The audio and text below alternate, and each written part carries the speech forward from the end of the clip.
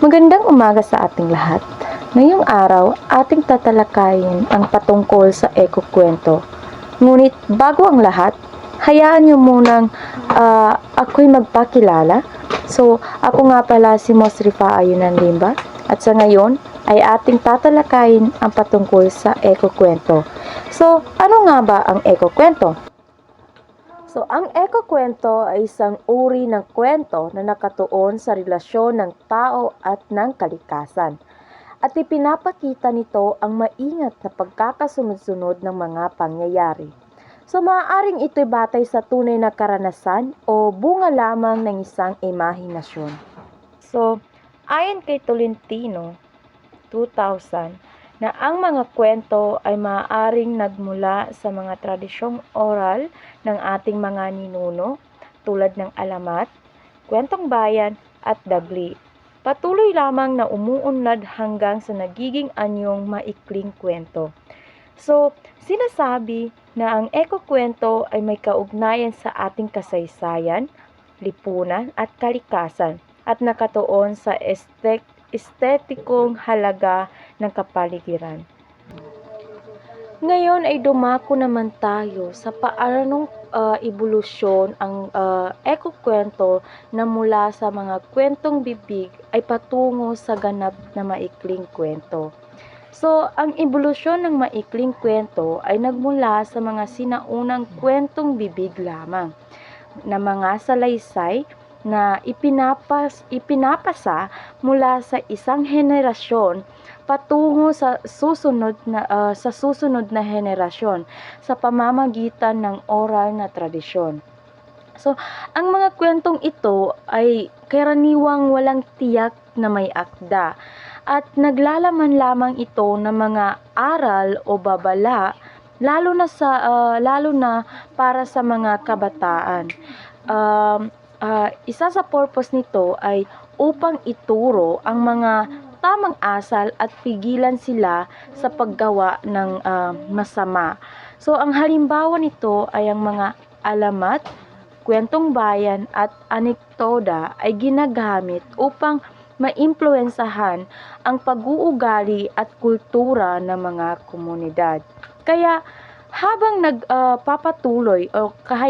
nagpatuloy ang panahon, ang mga kwentong bibig ay naitala at isinulat sa mga aklat na kung saan nagsimula silang magkaroon ng higit na formal na istruktura noong 1935.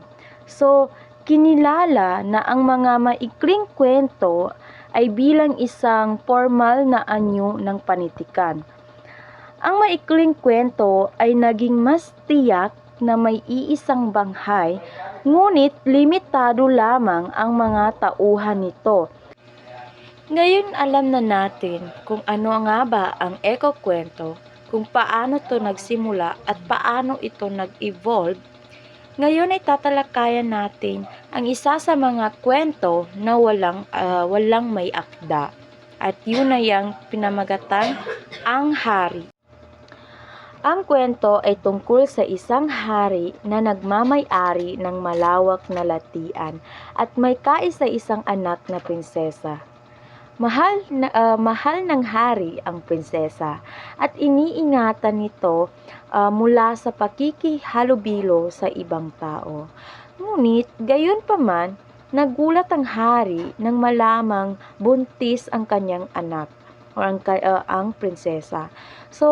Pagkapanganak ng prinsesa ay nagpatawag ang hari ng lahat ng kalalakihan upang malaman kung sino ang ama ng bata. Gumawa ng plano ang hari na kung sino man ang lalapitan ng bata ay siya ang ama nito. Ngunit sa unang pagkakataon ay walang lumapit sa bata. Ngunit sa pangalawang pagtitipon, kasama ang mga kalalakihan mula sa gubat, ay lumapit ang bata sa isang manggagawa ng bugyas. Ang bugyas sa isang tagagawa ng panghuli ng isda. So nung malaman ng hari nung malaman ng hari yon ay ikinagalit ng hari. So pinatalsik niya ang mag-ina kasama ang manggagawa ng bugyas. So nagpunta sila sa gubat na kung saan natuklasan nila ang isang bukal na puno ng ginto. So, sa tulong ng ginto ay bumili sila ng mga gamit at nakapagpatayo ng isang mansyon. So, matapos magkaroon ng lahat ng kanilang kailangan, ay inangyayahan nila ang hari na may sakit. So, dumating ang hari at bagaman may lungkot, at nakaramdam din siya ng saya sa huling pagkikita sa kanyang anak, apo at sa manggagawa ng bugyas. So, mapapansin natin na sa kwentong ito ay may 4 lamang na tauhan. So, ang tauhan ay ang hari, prinsesa, manggagawa ng bugyas at ang bata o ang apo ng hari, na kung saan ang hari ang pangunahing tauhan ng ama ng prinsesa, na siya'y sobrang maprotekta sa kanyang anak, ngunit naging malupit ito. So, ang prinsesa ay ang anak ng hari at ina ng bata, na sa kabila ng kalupitan ng ama at siya ang nagdala ng pagbabago sa kanilang buhay nang madiskubre nila ang kayamanan sa bukal. So, pangatlo ay ang manggagawa ng bugyas. So, isang manggagawa na naging ama ng anak ng prinsesa. So, ang susunod naman na aking ikukwento ay kwento ni Abakita na may akda ni Febermiso. So, ang kwento ay nagsisimula sa pagsilang ni Abakita na anak ng isang doktor. Nang siya ay pinanganak, isang diwata ang kumuha sa kanya at pinalitan ng katawan ng saging. Kaya, inakala ng kanyang mga magulang na siya ay patay na. Lumaki si Abakita kasama ang diwata, na nagbigay ng lahat ng kanyang pangangailangan. Isang araw, habang naliligo si Abakita sa ilog, ay muntik na siyang malunod. Ngunit siya ay nailigtas ng isang mag-asawa na napansin ang kakaibang balat nito, katulad ng sa kanilang nawawalang anak. So, dahil dito ay nagsimula ang paghihinala ng mag-asawa na si Abakita ang kanilang tunay na anak. So, bumalik sila sa lugar at nagpasya na hukayin ang kabaong ng kanilang ipinanganak na anak, ngunit natuklasan nila na ito ay walang laman. So, bumalik sila sa bahay ng diwata at pilit na hinahanap si Abakita. Ngunit sa huli ay ipinagtapat ng diwata na kinuha niya si Abakita mula sa kanyang mga magulang nung siya ay sinilang. Umiyak ang diwata sa pagkakahiwalay nila ni Abakita, ngunit muling nagkasama ang bata at ang kanyang tunay na pamilya. So, pagkatapos nito, si Abakita ay nakilala ang mga tunay na pamilya at natutunan ang kahalagahan sa pagmamahal at pagkakaibigan. So, mapapansin natin na sa kwentong namang ito ay ang mga tauhan ay may tatlong tauhan, at yun na yung si Abakita, yung mag-asawa at yung diwata, at ang ama-amahin nito.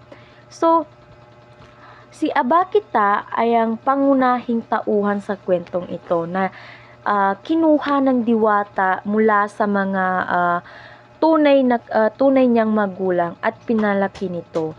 So sa bandang huli, natuklasan pa rin nito ang katotohanan na ang kanyang tunay na pagkatao at pamilya.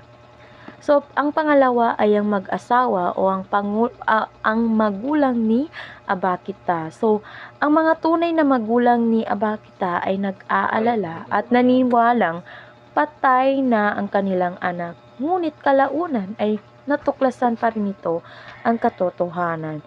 At ang pangatlong diwata o ang pangatlong tauhan ay ang diwata na kung saan siya ang kumuha kay Abakita noong pinanganak nito at inalagaan bilang sarili niyang anak. Ngunit sa huli pa rin ay pinagtapat niya ang katotohanan at bumitaw sa bata upang ibalik sa tunay na pamilya.